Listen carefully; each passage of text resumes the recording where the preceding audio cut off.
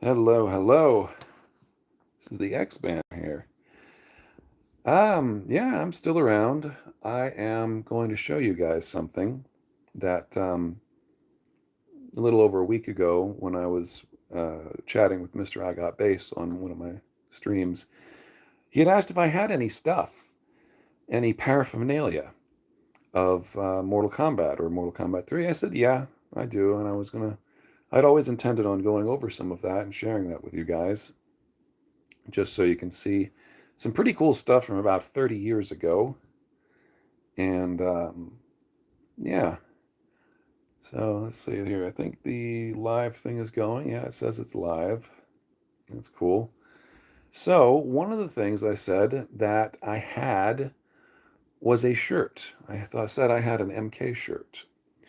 It wasn't a shirt. I thought it was. Again, this is going back now over 30, well, just about 30 years ago. I said I won a shirt in a tournament that I was at in the arcades. And it's not. It's not a shirt. It's actually a hat. So I won a hat. It is a Sub-Zero hat. It's got the dragon symbol there on the side of it. And I kept because I did not wear this, I kept the Marvel Comics tag on it. This was actually American Needle with Marvel Comics. And it's got Sub-Zero on the back of it. So this was the hat that I won in a tournament. Obviously, I never wore it. It's like new. Yeah, not going to walk around the city, walk around the streets wearing one of these things, but you can take a closer look at it here. It's also got the embroidery, I guess, on the inside there. It's Marvel Comics, and I'll angle this correctly. American Needle. So that's where it was made. Those are the guys who's made it. Marvel Comics. There you go, guys. Sub-Zero hat. This is a real piece of merchandise. Now for the fun stuff. Now for the cool stuff. See if I can flip my camera around here. We are going to go down history lane here with something I said I had that I promised. Sort of promised. I said I was going to put it up here. This is, if this camera flipping works. Let's see here. Yeah, it'll work. All right. So, there we go. The MK official collector's book. Boy, that glare. MK official collector's book. This EGM Masters series, I got this new. I've still managed to protect it for the most part and kept it new. Hey, Eugene. Hey, Steven. Hey, guys. This has some wonderful interviews and stuff inside. We got the off-color striker there for some reason. This is about 30 years old. It's very little wear and tear on it, but I do keep it like new. And let's just look at a couple of things here with it.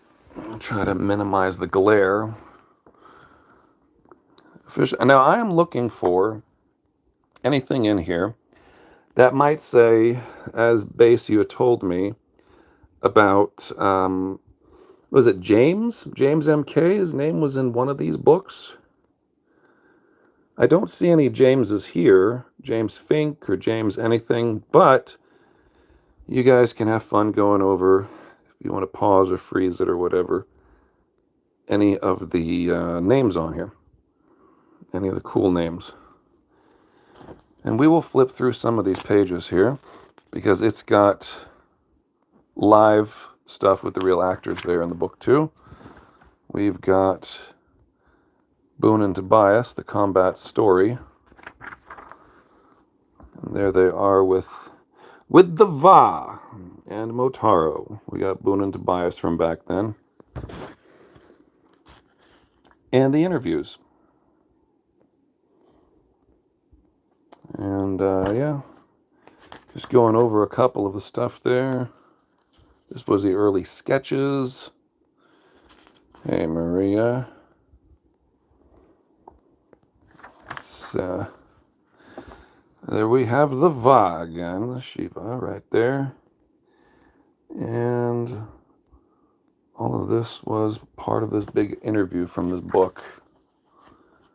And there we got Tobias. This whole interview, and the rest of it ends up being, you know, stuff like this, basically centerfolds of Cyrax.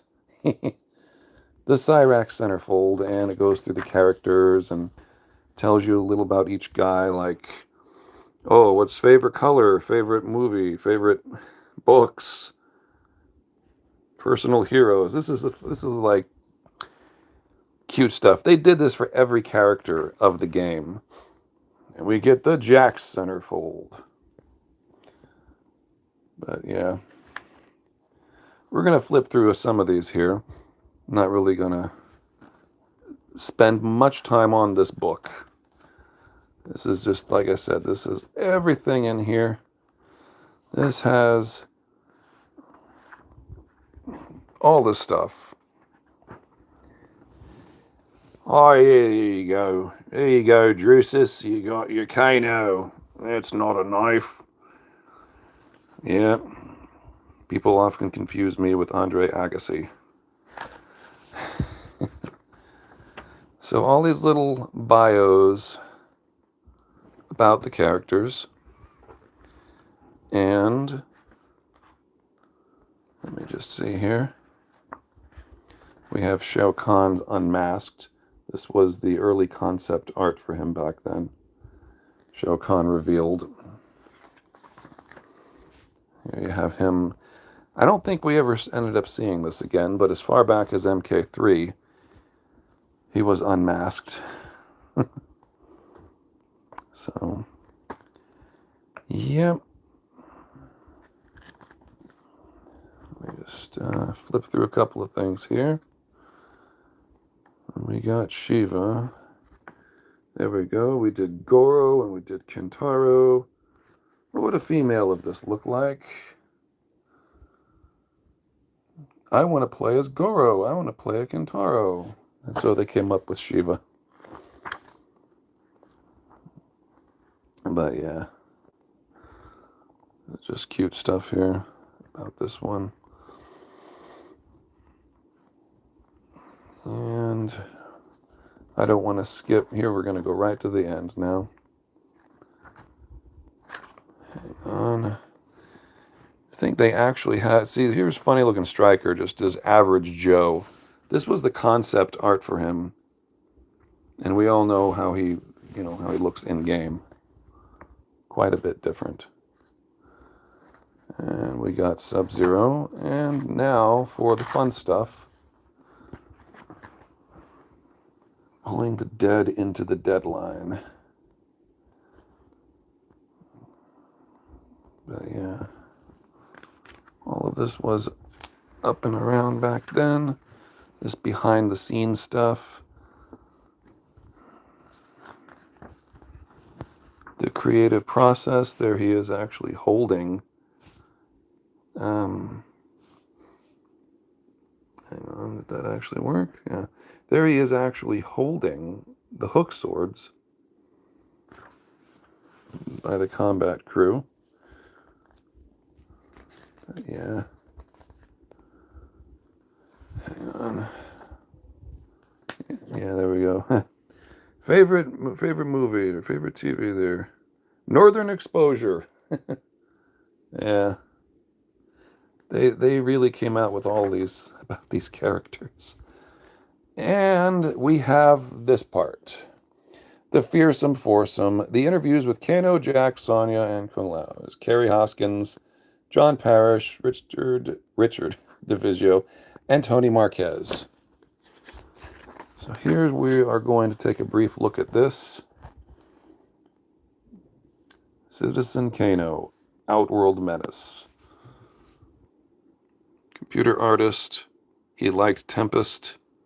He liked the Star Wars trilogy when there were only 3 movies. He liked Kung Lao. Nobody knows he needs his sleep. But this was the interview with Kano. And Jack's triumphant Perish the Thought. So the interview here with John Parrish. He was a personal trainer. He loved Miss Pac-Man. Favorite movie was Outbreak. He loves himself, Jax. And nothing available for himself. But here he is without all that metallic shine on his arms. And the cat in the hat is back. Kick butt family man, Tony Marquez. Martial arts instructor. He loved Mortal Kombat 2. Legend of Fon Sayak. He loves Kung Lao as well. He is a killer singer. And that's something that was not revealed. And then we have Carrie Hoskins. Sonya Blade back with a vengeance. There you go, Carrie. Sonya Blade. I remember this. And there she is in her outfit. And you have photographer model. Favorite video game. She likes Mortal Kombat. Favorite movie was Shawshank Redemption. I wonder if it's still her favorite movie. She loves Sonya. She loves... She did not like Kano. And nobody knows she is very religious. This was Carrie Hoskins back in 1995. So, it's a very nice book. I would have liked to have gotten it signed, but that's neither here nor there. But this was a collector's book. This is the official MK3 collector's book. And I got it way back when it was brand new. And now for something worthless, the Mortal Kombat Gold. Prima's official strategy guide. Mortal Kombat Gold. This is going to be a very short video. As we go through the N64, the Dreamcast knockoff of MK4. You can see that I've barely ever opened this book. Never really got used to this book because the games sucked. Because MK4 was no good. Oh, that's right. You could also play as Goro. So they included Cyrax on the Dreamcast and Goro. And this book did not get... Oh, yeah, they had Melina, too. Huh. See, that's news to me. I did not get into it. Tried it, didn't like it, and onto a shelf this went. Hey, Della Smith. Howdy, howdy. So, not much with this. Not much worth to it, I don't think. Oh, yeah, you also have that guy named Meat. He was in Unlocking the Secret Characters. Goro, Sector, Noob Saibot. Yeah. And this game, sorry, it's got Ready to Rumble boxing advertisement in there because that was the Dreamcast. There's the Dreamcast. Prima Games strategy guide. Yep. And this was at EB Games, or back then it went the full name, Electronics Boutique. Mortal Kombat Gold magazine. Yeah. And now for something very unique as well. The trilogy. The trilogy catalog. And it has exactly what you would expect to have in it. This is a Brady Games publication. It has exactly what you would expect it to have. This covered N64 and Sony PlayStation. And let me see here, because I was not big into this. These are all their copyright stuff.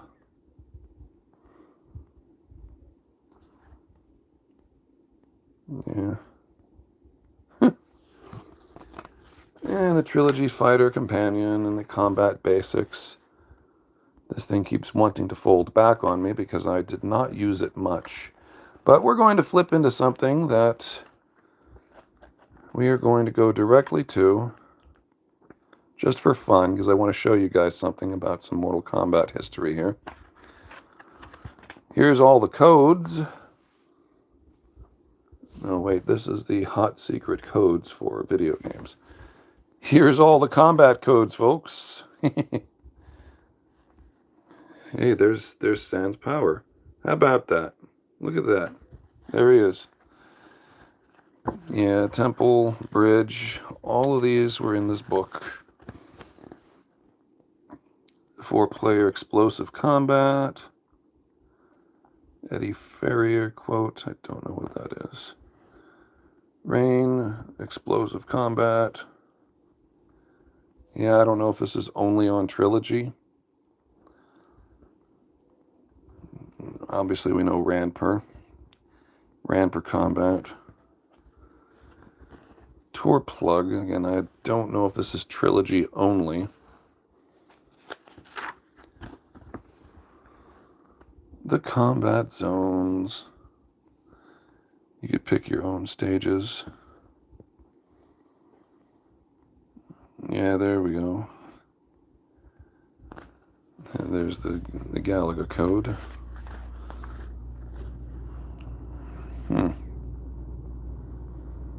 Ranper combats. There's Psycho combat. That's always funny. Okay, so now for this one. Here's where you get to play a Shokan. But what I wanted to show you guys in here, in these characters, give me a moment, I will flip right to it. We're going to show you something funny. Back then, you only had, this version of Sub-Zero, I think was just N64, because you don't have this version of him on the PlayStation. Even though the magazine says Nintendo 64 and Sony PlayStation. Classic Sub-Zero, at least on the N64, he has the upward, the rain, the overhead rain. This is the N64 version. The near ice rain. I'm pretty sure you don't have that on the PlayStation. You only got the ground freeze. But this is what I wanted to show you guys. Sub-Xerox. Now this is the only place that I've ever seen called Sub-Xerox. And that's your ice clone. Down, back, low punch. Now, back then, companies would go through a problem called generalization or genericization. And Xerox was one of those companies. Coca-Cola went through it. Xerox was going through it. Back in the 90s, if you wanted to copy something, you just said, Xerox it. And Xerox was this slang for just running off a copy on a piece of paper, a copy machine. Go Xerox it. Well, Xerox had a problem with that because, just like with Coca-Cola, every soft drink was just being called a Coke. You could call anything a Coke back then. And so Coca-Cola fought to try to take their name back. Xerox went through the same problem. And notice there is no copyright or anything or R registered, nothing. Because the Xerox company was going through genericization. Their brand was becoming a very common term. And this is the only place I've ever seen it called Sub-Xerox. Everywhere else you'll just see it called Ice Clone, or just Sub-Clone, or just Clone. But here, they ran into Xerox.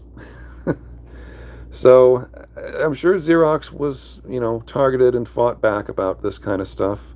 I don't know if this magazine, or Midway in particularly, but you don't see anybody calling it Sub-Xerox anymore. I think because Xerox, I guess, fought to protect their brand. Now everybody just calls it a copy. Run off a copy or go to a printer, copy machine. instead of calling it Xeroxing for everything. But that was an issue back then. And it's the only place I've ever seen it called a sub-Xerox. And now for something cool and nifty, and I'm going to wrap this up. This is a lesser-known magazine called Tips and Tricks. They ran for a few years. It's got some neat things in it. Some of you guys might recognize this one, of course. I got it.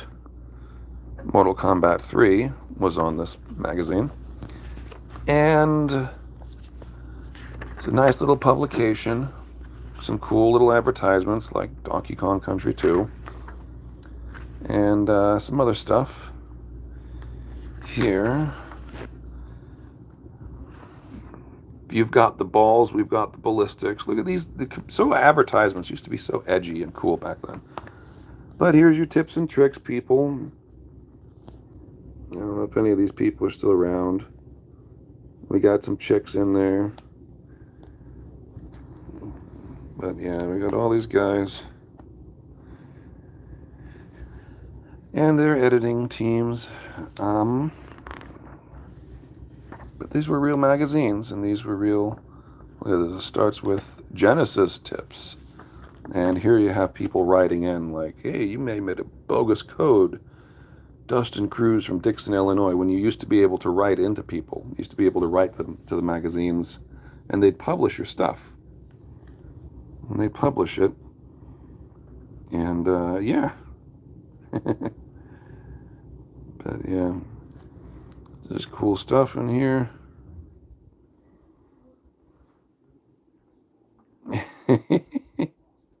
His name is Joe, and he's 12 and looking for a relationship. Nope, nope. Girl's your own age, right? See, Joe was into, who was it, Betty? She was one of the people here, the editors, I think. Yeah, there we go. Betty, executive editor. So, people used to print this kind of crap. They used to put this stuff in there. Some guy named Joe asking him out. But anyway, Tips and Tricks was a cool little magazine. Nifty little thing. And I'm going to flip to the back page. It's basically every border is color-coded with the type of game. This is Super Nintendo. This one's Sega Saturn. You kind of guess how it goes with the colors. Super NES again. And let's see here. Oh, Genesis and SNES. Okay. The other stuff. This was for Earthworm Jim. The Shiny Entertainment Crew.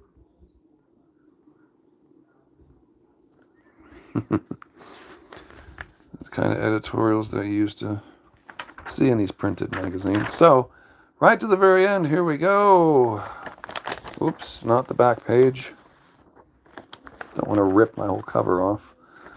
But this was back page stuff. The video link if you wanted to connect all of your systems together. But we're going to go one page back to Xband. Ta-da! The reason I like Tips and Tricks magazines is because they would publish your stuff from Xband. They actually had a deal with Xband, with Catapult Entertainment out of Cupertino, California. And they would publish their stuff. Your top 10s of the week. Here we have fighting game top 5s. In this, it was actually almost in every issue. Basically for the month, I think. For the month, you'd get published. For like, I'm not sure which week they'd pick, but basically for the month, you got published in Tips and Tricks magazine. Here we have all these dudes. Some of these guys I do know. This was Sega Genesis. Super Street Fighter 2, Mortal Kombat, Primal Rage. We got Nothingness. He's still around. I forgot what names he goes by now, but yeah. Gives you your city, your address, basically. There's the Master John. He's still around too. And we have the Genesis version of Darkstalker, which is not Eddie. Darkstalker D was not in Marietta, Georgia. He was in, I think, Brockton, Massachusetts. But we had a Darkstalker on the Genesis as well for Mortal Kombat.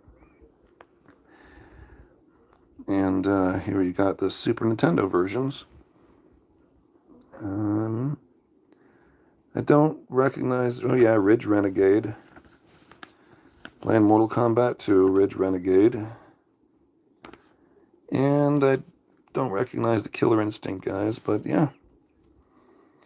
There you go. That's what I was going to share with you guys here. So, this was the Xband standings back then. And this one, let's see, display until March 26, 1996. So, tips and tricks, you can still find them on the internet. You can find back issues that they've all had their magazines all scanned. So this is not super duper rare or anything. There are places online that you can find them, that you can find still.